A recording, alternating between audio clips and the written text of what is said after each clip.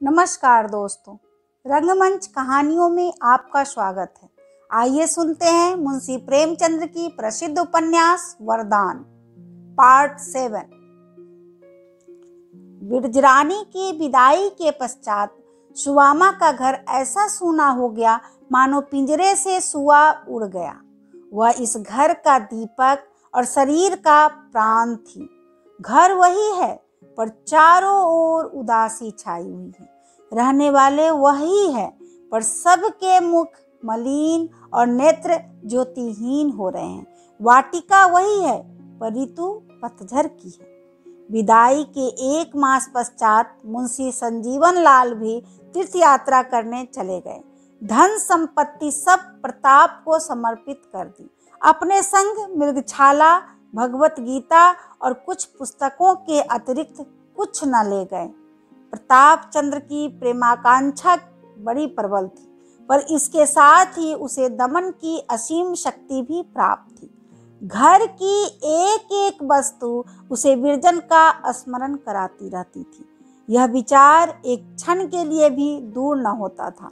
यदि विरजन मेरी होती तो ऐसे सुख से जीवन व्यतीत होता, परंतु इस विचार को वह हटाता रहता था।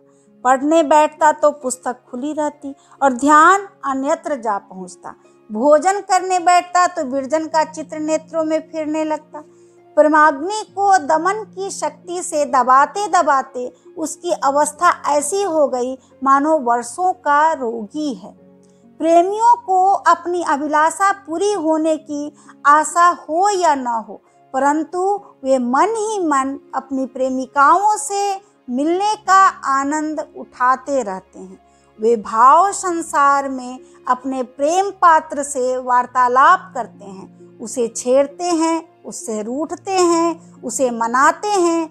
इन भावों में उन्हें तृप्ति में होती है और मन को एक सुखद और रसमय कार्य मिल जाता है। परंतु यदि कोई शक्ति उन्हें इस भावोद्यान की सैर करने से रोके, यदि कोई शक्ति उन्हें ध्यान में भी उस प्रियतमा का चित्र न देखने दे, तो उन अभागे प्रेमियों की क्या दशा होगी। प्रताप इन्हीं अभागों में से एक था। इसमें संदेह नहीं कि यदि वह चाहता तो सुखद भावों का आनंद भोग सकता था। भाव संसार का भ्रमण अतीव सुखमय होता है, पर कठिनता तो यह थी कि वह विरजन का ध्यान भी कुत्सित भावनाओं से पवित्र रखना चाहता था। उनकी शिक्षा ऐसे पवित्र नियमों से हुई थी और उसे ऐसे पवित्र आत्माओं और नीति परायण मनुष्यों की संगति से लाभ उठाने के अवसर मिले थे कि उसकी दृष्टि में गोचर की पवित्रता की भी उतनी ही प्रतिष्ठा थी जितनी आचार की पवित्रता की। यह कब संभव था कि वह विरजन को, जिसे कई बार बहन कह चुका था और जिसे अब भी बहन समझने का प्रयत्न करता रहता था, ध्यानावस्था में भी उसे ऐसे भावों का केंद्र बनाता जो कुवासनाओं से भले ही शुद्ध हो पर मन के दूषित आवेगों से मुक्त नहीं हो सकते थे। जब तक मुंशी जी संजीवन लाल विद्वान थे, उनका कुछ न कुछ समय इनके संग ज्ञान और धर्म चर्चा में कट जाता था, जिससे आत्मा को संतोष होता था। परंतु उनके चले जाने के पश्चात आत्म सुधार का यह अवसर भी जाता रहा। सुवामा उसे यूं मलिन मन पाती तो बहुत दुख होता। एक दिन उसने कहा, यदि यहाँ तुम्हारा चित्त न लगता हो तो प्रयाग चले जाओ, वहाँ शायद तुम्हारा जी लग जाए। यह विचार प्रताप के मन में भी कई बार उत्पन्न हुआ था, परंतु इस भय से कि माता को यहाँ अकेले रहने में कष्ट होगा, उसने इस पर कुछ ध्यान नहीं दिया था। माता का आदेश पाकर इरादा पक्का हो गया। यात्रा की तैयारियां करने लगा। प्रस्थान का दिन निश्चित हो गया। अब सुवामा की यह दशा है कि जब देखिए प्रताप को प्रदेश में रहने सहने की शिक्षाएं दे रही हैं।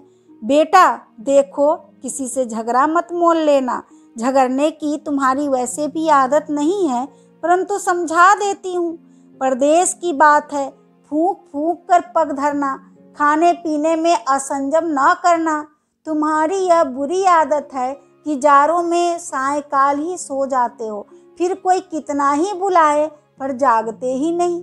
यह स्वभाव परदेश में भी बना रहे तो तुम्हें सांझ को भोजन काहे को मिलेगा।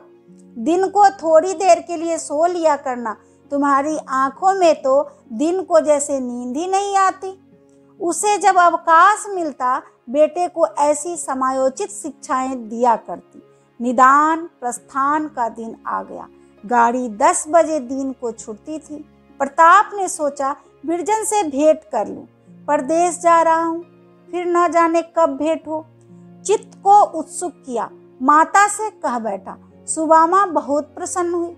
एक थाल में मोदक, समोसे और 2-3 प्रकार के मुरब्बे रखकर रधिया को दिए कि लल्लू के संग जा। प्रताप ने बाल बनवाए, कपड़े बदले। चलने को तो चला, पर ज्यों-ज्यों पग आगे बढ़ाता है दिल बैठा जाता है। भांति भांति के विचार आ रहे हैं।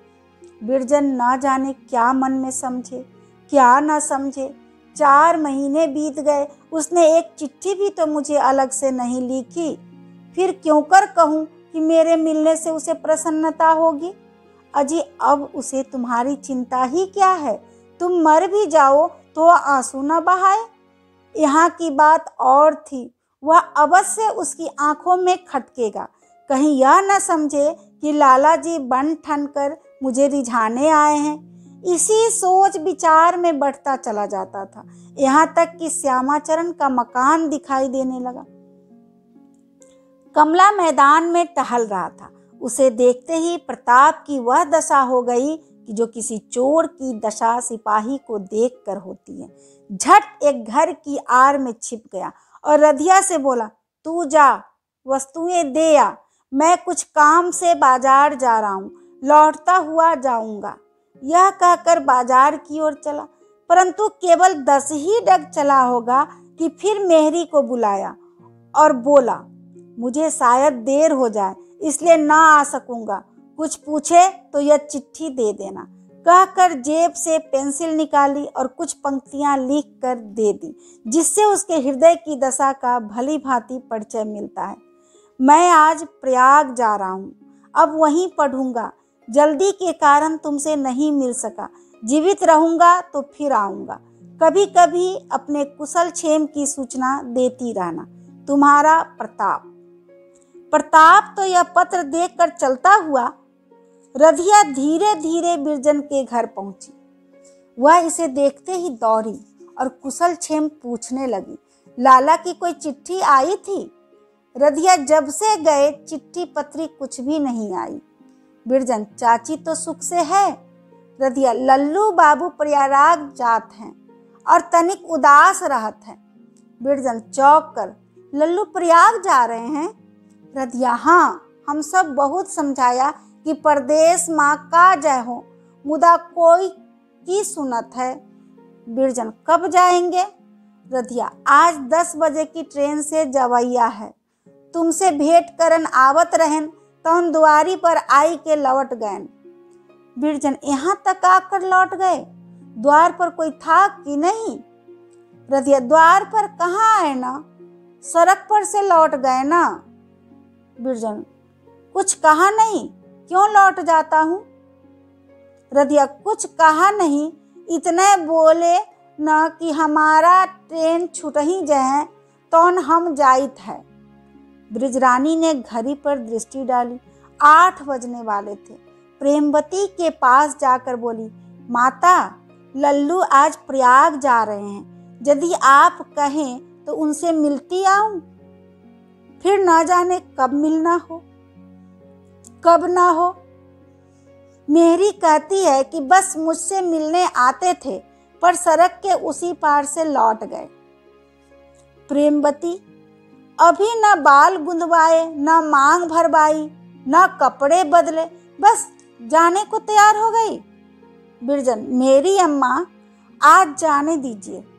बाल गुंदवाने बैठूंगी तो 10 यहीं बज जाएंगे।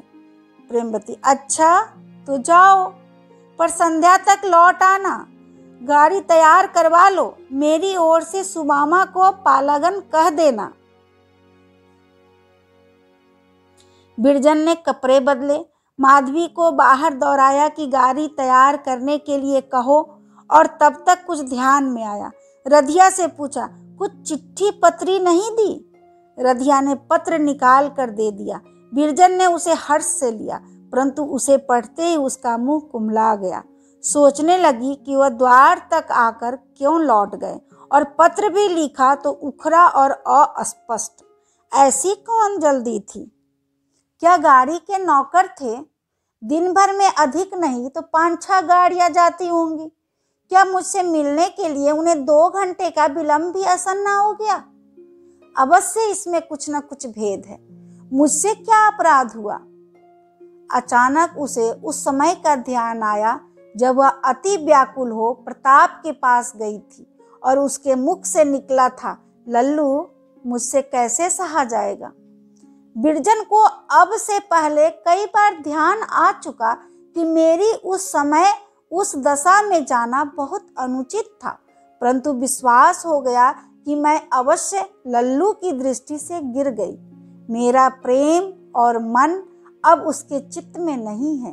एक ठंडी सांस लेकर बैठ गई और माधवी से बोली, कोचवान से कह दो अब गाड़ी न तैयार करे, मैं न जाऊंगी। अभी आप सुन रहे थे मुंशी प्रेमचंद्र की प्रसिद्ध उपन्यास वरदान। कैसी लगी आपको ये वरदान?